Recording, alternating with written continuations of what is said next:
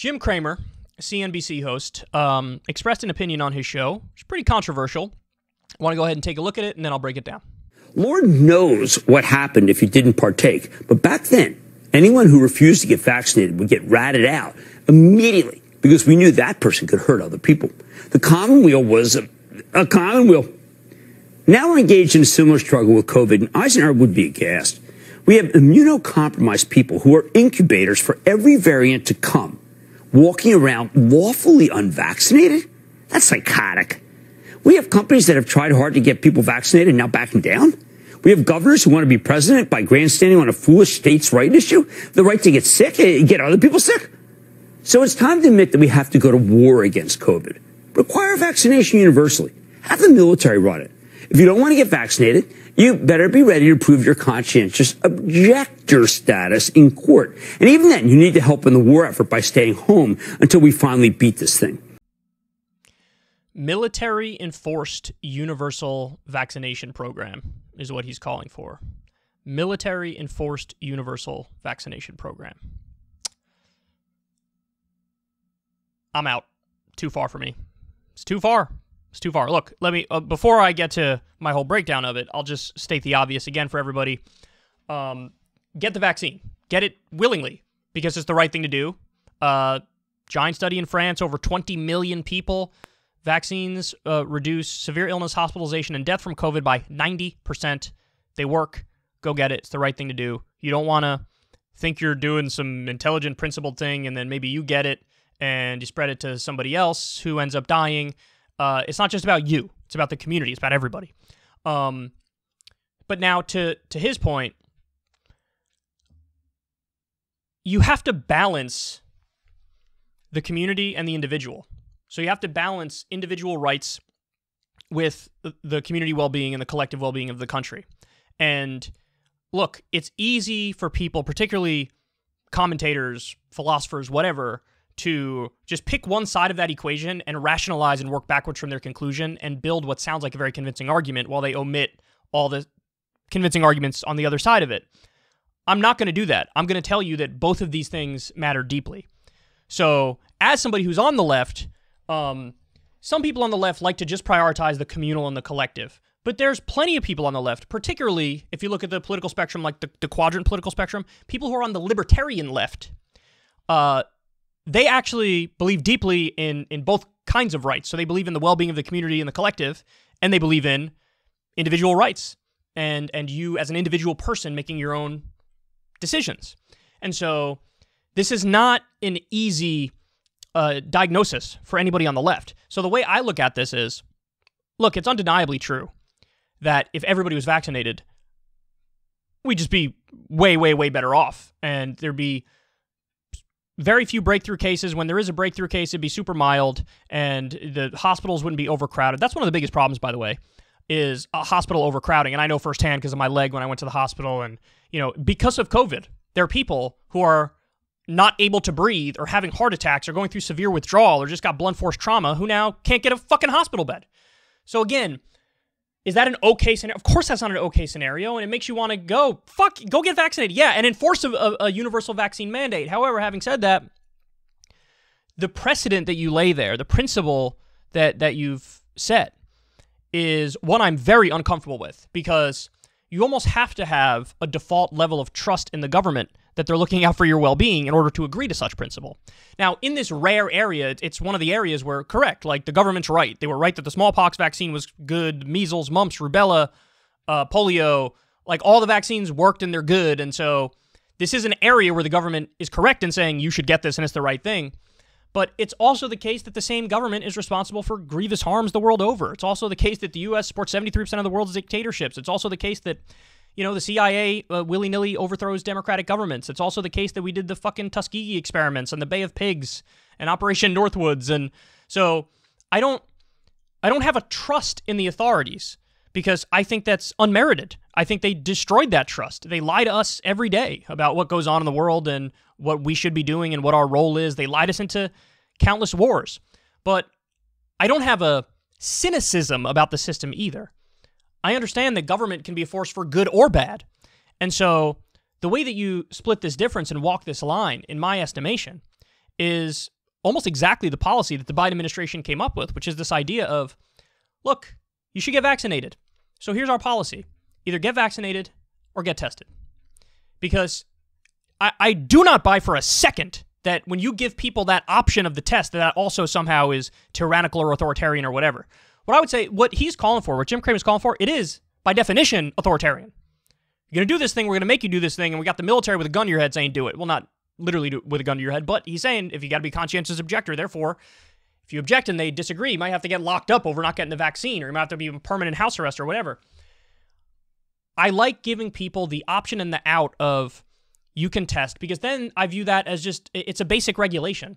It's like saying, to disagree with that, the idea of vaccinate or test, to me that's akin to somebody saying seatbelts are tyranny, and it's dictatorial, and it's an unreasonable infringement on my liberty, to which most people would roll their eyes and say, shut the fuck up and put your seatbelt on. I view it the same as some regulation that says a construction worker needs to wear a hard hat. And I don't think that's some insane, egregious, restriction of freedom. I don't think it's that at all. I think it's very reasonable. So the Fifth Circuit Court of Appeals slapped down the Biden rule that businesses with 100 employees or more, where you need to vaccinate or test, it still has to go to a higher court. My guess is that a higher court, the Supreme Court namely, is going to say, no, I think Biden's order here is legitimate. OSHA's order here, because they're the ones who would carry it out, I guess, is legitimate. It's possible they don't, but if they don't, they won't say because you can't do that. They would say because you have to go through Congress to do it. Now, I wouldn't agree with that ruling because Congress has the power of the purse, and that's the stuff that needs to go through there. This doesn't require any money, so you can do it just through workplace regulations and do it through OSHA.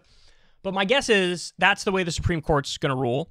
I don't know how they would rule to what Jim Cramer's saying here. It's possible they would rule that would be legal too. And I know a lot of you guys are like, Jesus fucking Christ, like, what? But you got to understand, case law in the U.S. is crystal clear, and when it comes to vaccine issues at the Supreme Court level, they've consistently ruled on the side that vaccine mandates are okay.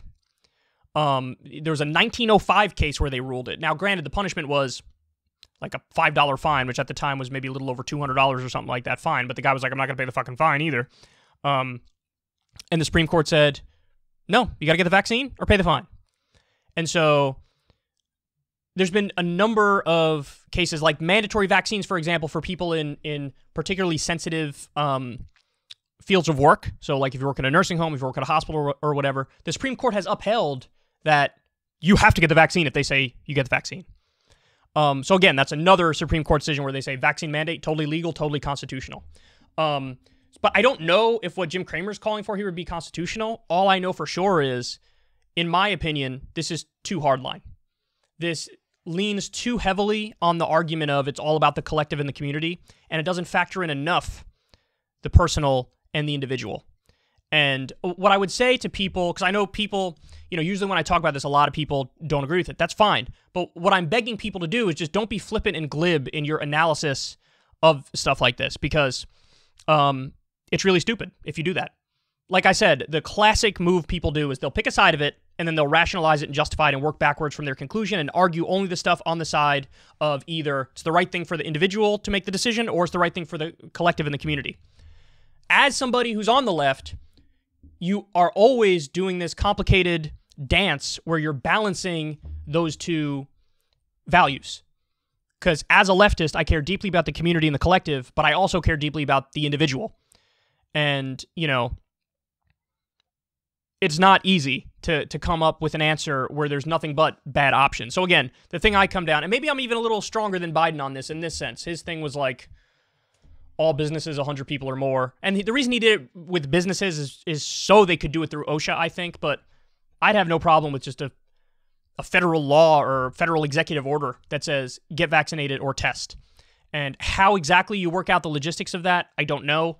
But it would probably have to be carried out through the workplace to some extent, where at every workplace it's like, look, you don't want to get the vaccine? Fine. And the tests are not invasive at this point. It's not the one that literally goes like all the way up to your fucking nose and feels like it touches your brain.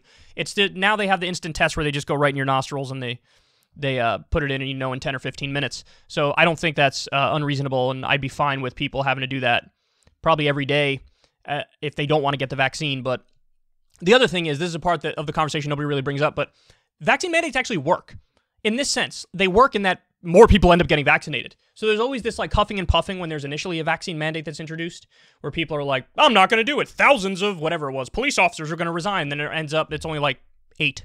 It's like, oh, okay. So the overwhelming majority were like, all right, fine, I'll end up getting the vaccine. Now, again, you could say, I think that's, it's coercive in a sense. It literally is. But in terms of the outcome, obviously the outcome ends up getting the desired result, which is going to lead to a massive downturn in COVID, which is a positive thing. But again, you have to balance public health and safety and the collective and the community with individual rights and freedoms and decisions. And I think the proper way to split that difference here is vaccinate or test. And so I definitely don't agree with Jim Cramer. Final point, the reason why Jim Cramer takes this position, and this matters, I do think. Like, if you take Jim Cramer's position, I don't doubt that you, as a listener of this show, you would take that position because you genuinely care about everybody's well-being and you want to end COVID. I get it. With Jim Cramer, it's just about the precious markets. The reason why he wants to force the vaccines on everybody is because he wants the economy to get back to a place where you don't have all the peaks and valleys and the ups and downs, and the stock market doesn't go down whenever a new variant it comes out or whatever. So he cares more about market stability. And really an extension of that is he cares more about his rich CEO buddies who want to force everybody back to work. So that's why I think he cares. I don't think it comes from a genuine, like, altruistic humanitarian perspective or a concern for the community and the collective. Because if he cared about the community and the collective, Jim Cramer, he would also advocate for stuff like universal health care, paid family leave, higher wages. But he doesn't. He doesn't. So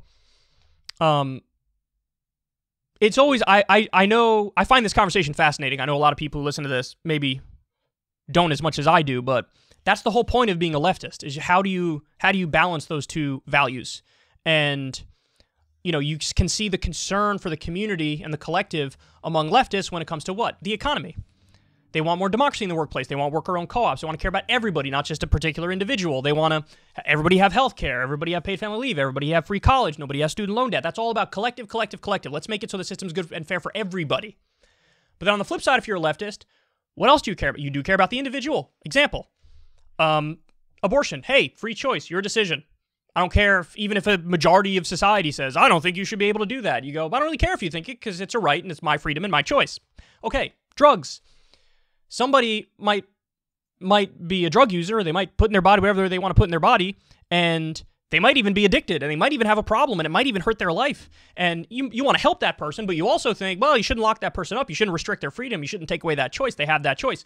So, in other words, what I'm trying to illustrate for you is there are many ways in which people on the left prioritize the individual in certain contexts with certain policies and certain conversations on certain issues, and then there's other ways in which they do it when they prioritize the collective when it comes to issues. And, that's why I've always made that distinction. Me personally, as a general rule, you can find my concern for the collective and the community more so when it comes to the economy. But at the same time, you can find my concern more for the individual when it comes to social issues. And this is a much longer conversation, but I could get into how really the connecting tissue between all of that, in my estimation, is what I perceive freedom to be. Not just negative freedom, but also positive freedom, which is the freedom that's totally disregarded by people on the right generally. So that's the main, to the extent there's one value that leads me, it is more freedom than anything else. But the types of freedoms and the contours and the complexities of that argument are obviously much more that we're going to flesh out here in this segment. But there you have it. Military enforced vaccination, universal vaccination. Sorry, guys. I think that goes too far for me. And I think final thing, even if you agree with Jim Cramer, you at least have to acknowledge on this front, I support an authoritarian policy because that is absolutely authoritarian and there's no way to talk your way around that.